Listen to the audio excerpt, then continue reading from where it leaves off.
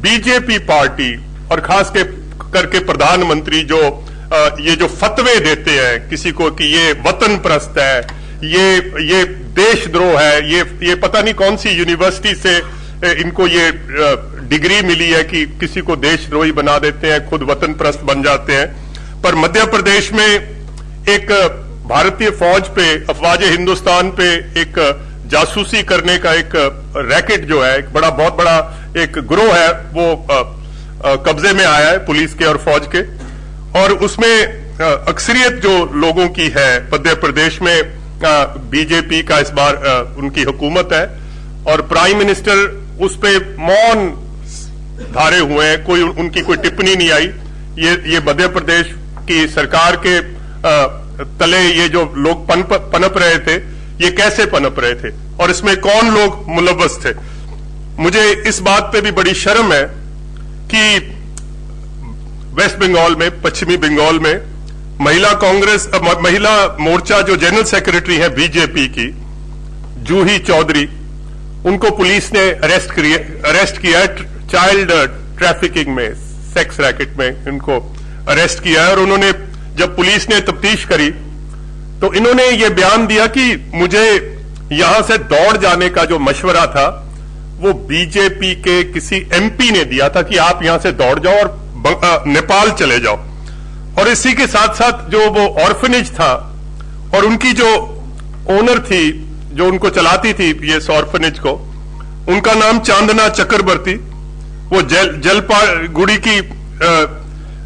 तो ये जूही चावला ने ये भी उसमें जूही चौधरी ने ये भी इंकशाफ किया कि जो बीजेपी के एमएलए थे वहां, एमपी थे रूपा गांगुली, और रूपा गांगुली के साथ जो बीजेपी के जनरल सेक्रेटरी थे श्री कैलाश विजयवर्गीय साहब, जो ऑर्फनेज को चलाने के लिए, जो मंजूरी लेने के लिए जो भी दस्तावेज, कागजात, क्लियरेंसेस वगैरह, मैंने इनकी मदद से ये सारा ये जो ऑर्फनेज जो मेरा ये चला, तो मैंने इनकी मदद से, इनकी वजह से और इनके इनका साथ लेकर मुझे ये ऑर्फनेज चलाने का लाइसेंस या जो भी परमिशंस होती हैं वो मिली। श्री मोदी जी से हम ये भी सवाल करेंगे कि ये जो कैलाश विजयवर्गीय है और नॉमिनेटेड एमपी हैं रूपा गांगुली जी, इनका नाम जो वेस्ट बंगाल पुलिस की तफ्तीश में आया है, इनके बारे में भी ये अपनी जो चुप्पी है वो खोल के और देश को बताएं कि ये कैसे हो सका, ये कैसे दरपेश आया कि स्पाइंग हो रही है बीजेपी के स्टेट रूल चलते हुए किसी सूबे में, चाइल्ड ट्रैफिकिंग के जो केस दर्ज हुए हैं इनके कारकुन पे, और उन पे कभी टिप्पणी नहीं आई। पर यूपी के जो इलेक्शन चल रहे हैं उन पे बड़ी डिवाइसिव पॉलिटिक्स जो है वो बीजेपी खेल रही है, और जिसमें हिंदुस्तान के वकार को और खास करके प्रधानमंत्री के जो ओहदा है उसके वकार को भी बहुत बड़ा झटका और ठेस पहुंची है।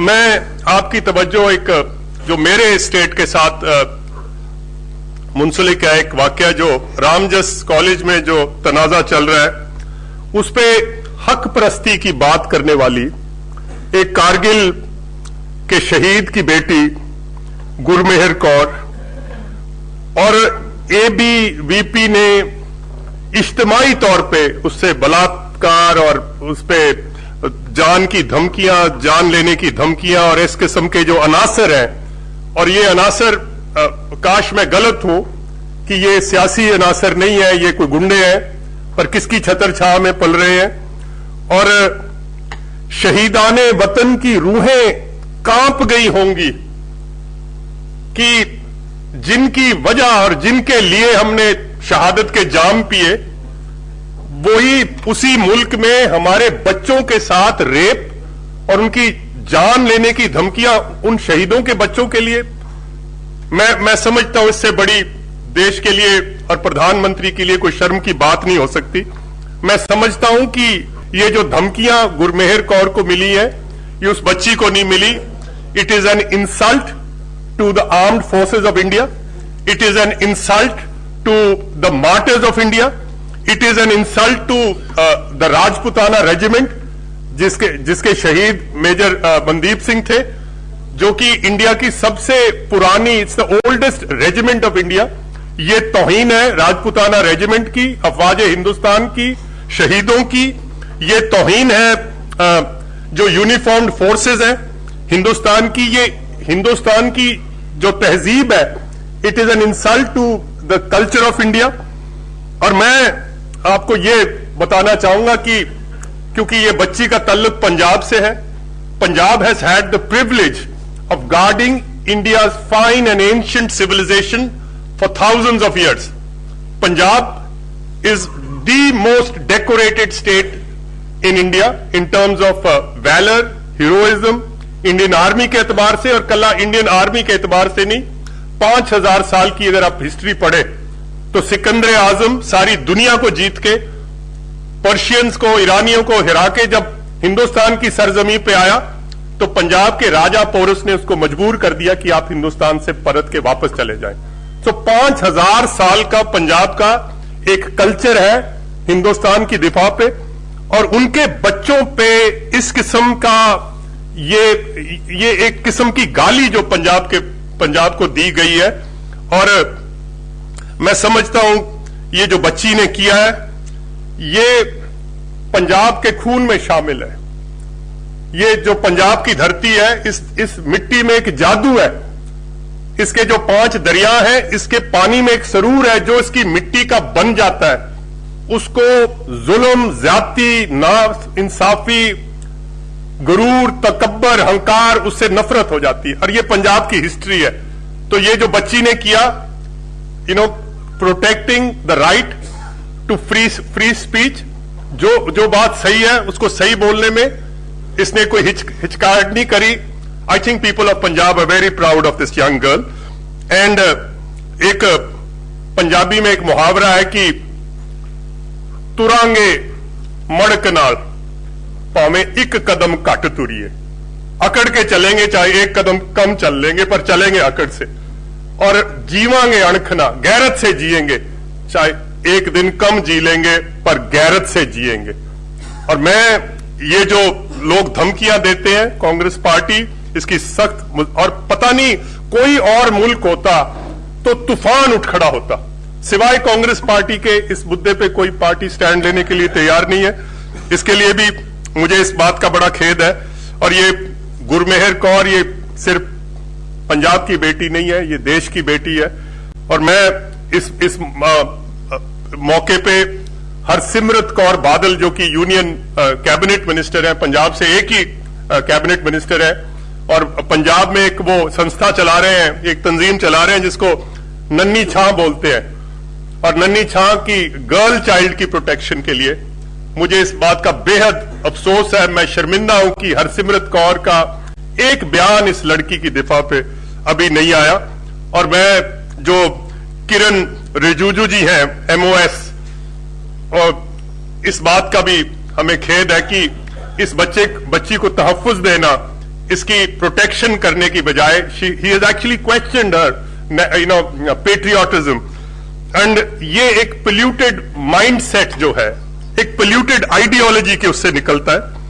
और इनके पास, किरण जी के पास, अरुणाचल में जो करप्शन है उसके लिए इन्वेस्टिगेट कराने के लिए इनके पास टाइम नहीं है.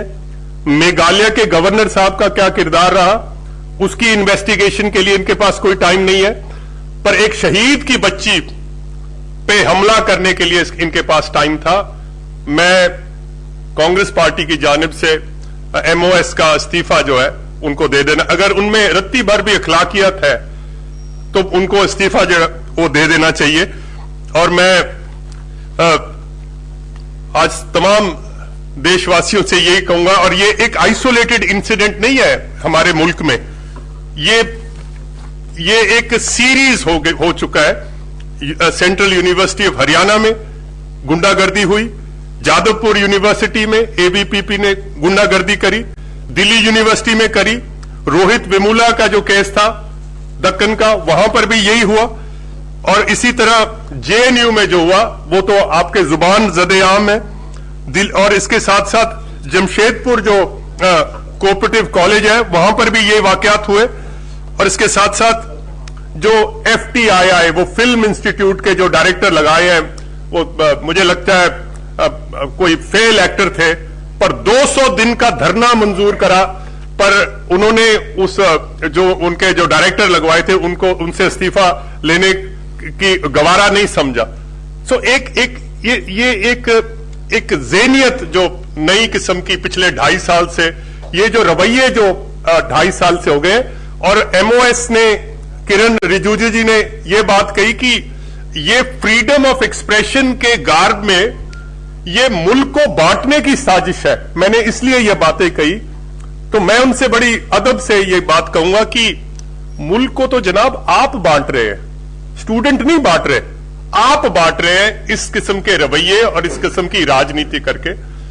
और मैं तमाम देशवासियों से अपील करूंगा, हमारे जो धार्मिक ग्रंथ हैं इनमें एक जिक्र आता है कि अगर, और मैं आपको जो 4th पिलर है डेमोक्रेसी का, मैं आपसे भी दरखास्त करूंगा, और उन्होंने ये लिखा है कि अगर आपकी आंखों के सामने कोई गलत काम हो रहा है, कोई पाप हो रहा है, तो इंसान का धर्म है उस पाप को अपने हाथ से जाके रोको। पर उसमें यह भी लिखा है कि आपको अगर डर लगता है कि मैं वो बदमाश है, गुंडे हैं, मैं उनका मुकाबला नहीं कर सकता, तो उस पाप को अपनी जुबान से रोको। और अगर फिर भी डर लगता है कि फिर भी मेरी निशानदेही हो जाएगी, मेरा नुकसान हो जाएगा, तो उन्होंने ये भी लिखा है कि मैं बोल नहीं सकता, मैं कुछ कर नहीं सकता, पर जो ये काम है वो गलत हो रहा है। तो ग्रंथों में लिखा है फिर उस पाप को, उस गलत काम को अपने दिल में उसको बुरा समझो। तो मैं आज तमाम देशवासियों से और आपसे जो जर्नलिस्ट है कि आपकी आंखों के सामने जो हो रहा है इसको हाथ से रोको, जुबान से रोको, या अपने दिल में इसको बुरा समझो। मैं माफी चाहता हूं, मैं थोड़ा सा अपना मोनोलॉग थोड़ा लंबा ले गया, but can I and with a beautiful share written by the great poet of India, Allama Iqbal, and this is dedicated to the daughter of Punjab, Gurmeher Kaur. और वो लिखते हैं, मैं अपनी बच्ची के नाम ये शेर अर्ज कर रहा हूं। वो बोलते हैं कि तुंदिया बादे मुखालिफ से न घबराए उक्काब। तुंद होता है बहुत तेज ठंडी जो हवाएं चलती हैं, तुंदिया, और तो तुम्हारे खिलाफ चलती है, तो उससे उक्काब बाज को कहते हैं, तो उससे घबराना नहीं बेटा, जो ये हवाएं तुम्हारे खिलाफ चलती है, कि तुंदिया बादे मुखालिफ से न घबराए उक्काब, ये तो चलती हैं तुझे ऊंचा उड़ाने के लिए, ये तो आपको ऊंचा उड़ाने के लिए चल रही है, इनसे घबराना नहीं। ये मैंने अपनी बच्ची को पैगाम देना है आपके कैमरे के जरिए। So I am sorry I took a little longer than usual. It was my first press conference, so I was not aware of this. So if there are any questions, I would be happy to answer them, sir. Sir. We talk about the army spy case in Madhya Pradesh. जी. The right against hundreds of spy cases which took place 47 all over the country during Congress regime. My question is, would you demand the right authority, whether IT or any authority SIT, to question Chief Minister of Madhya Pradesh also to check whether he was giving preference to his parties? Sir, why should the Chief Minister be beyond the ambit of law? BJP ruling party cannot be involved. You know, these are the different ball games on the Sir, You ask a question, let him answer. just talking No, sir just hold on. सब मेरे जवाब सुन ले, अगर आपको ना पसंद हो तो आप उसको, हाँ। सब बात यह है कि इस किस्म के जो अनासर हैं, जो वतन दुश्मन हैं, वो किसी भी स्टेट में कहीं भी, तो क्या उनकी तफ्तीश नहीं होनी चाहिए? और अगर मैं मानता हूं कि हो सकता है कि पहले भी हो, पर इनको खत्म करना ये तो फिर हुकूमत की जिम्मेवारी है। और अगर ये अनासर पैदा हो गए हैं, क्यों और क्या उनको किसी की सियासी पुष्टपना जो है वो हासिल है कि नहीं? We have a right to ask this question. ये तो जमहूरियत का हुस्न है जी। We are here to answer question.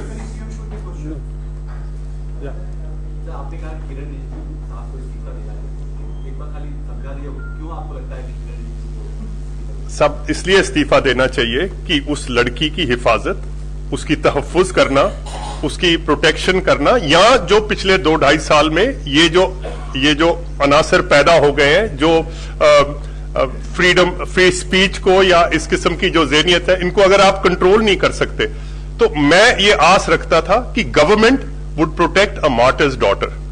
और अगर वो नहीं कर सकते, और मुझे शर्म भी आई और मुझे इस बात का रंज भी है कि instead he question her credentials, you know, तो ये मुझे लगता है बड़े अफसोस की बात है सर। सर, आपने जिस जूही चौधरी का जिक्र किया जो पकड़ी गई है, जी। उनसे कैसे लिंक आप कर रहे हैं कैलाश विजयवर्गीय को या रूपा गांगुली को? उनका क्या आपराधिक उसमें लिंक है? आप किस बेसिस पे ये बात कर रहे हैं? सब उनके जो बयानात आए हैं वेस्ट बंगाल पुलिस के पास, तो उन्होंने ये इंकशाफ किया है कि इन आदमियों ने मुझे मदद करी थी ये ऑर्फनेज के कागजात हासिल करने की और इसको चलाने की, और जब मैं पकड़ी गई तो इनमें से एक आदमी ने मुझे ये मशवरा दिया कि आप नेपाल भाग जाओ, यहां मत रहो। इस बेसिस पे मैं बोल रहा हूं जी। Talking about freedom of speech at Jamia Millia Islamia in Delhi, the authorities there have forced an event organizer to cancel an event because Shazia Ilmi was one among the speakers to speak on triple talaq on that year. It is nothing. This is a attached question to that. Are we talking about a selective liberal approach? Because when we are definitely defending Gurmehar Kaur over here, when it comes to Tariq Fateh and Shazia Ilmi, is it like a differential treatment given to them? They are not allowed to speak, they are not allowed to express themselves. The debate gets cancelled, the date gets changed, and then they are dropped as speakers. तो ये जो जामिया मिलिया में जो cancel हुआ event, ये किसके हुक्म से कैंसिल हुआ? We don't know. We don't know the हाँ, both sides. हाँ. It's just one side of the version. Let's hear the other side also, and then we'll form an opinion and a response on that. जी। Yeah, please, ma'am. You know, the BJP is quite clear. So they're trying to polarize the election in UP. Now, part of that agenda is to polarize the youth, starting from Delhi University and whatever events that will take place. Why is a political party who's fighting a big battle in UP, why are you falling into that trap? Why does Rahul Gandhi need to tweet on something that doesn't concern him? Let the students handle it. Let the NSUI handle it. Why does he jump into everything that doesn't concern him at all? And one of your senior leaders is also in the roundabout way raised this issue and asked this question. देखिए, we are aware कि ये polarisation BJP चाहती है, मुल्क में भी चाहती है और यूपी में भी चाहती है। इन पे ये वक्ती तौर पे इसका फायदा उठाना चाहते हैं, सस्ती शोहरत चाहते हैं। पर जिस पार्टी ने इस मुल्क को आजाद कराने के लिए अजीम शहादतें दी हों, कुर्बानियां दी हों, उस हमारा दिल दुखता है देश के हाल पे। We are not following into that trap, but we are trying to caution the people of India कि ये सपने नहीं थे जिस दिन मुल्क लिया था। You know, this is not what Congress और India would stand for. You would have done it after 8. That's what they want you to do. Thank you. Thank you very much. Sorry. Just JNU charge sheet. The JNU charge sheet is being drafted as this is confirmed to us. There are seditious charges leveled against Anirban and Oman Khalid. We have seen Congress leaders going to JNU to put forth their weight and support behind the protesting students. Now, when Oman Khalid and Anirban is being charged with seditious charges, where does Congress stand now? Beta, we have not we are not privy to the investigations which are taking place.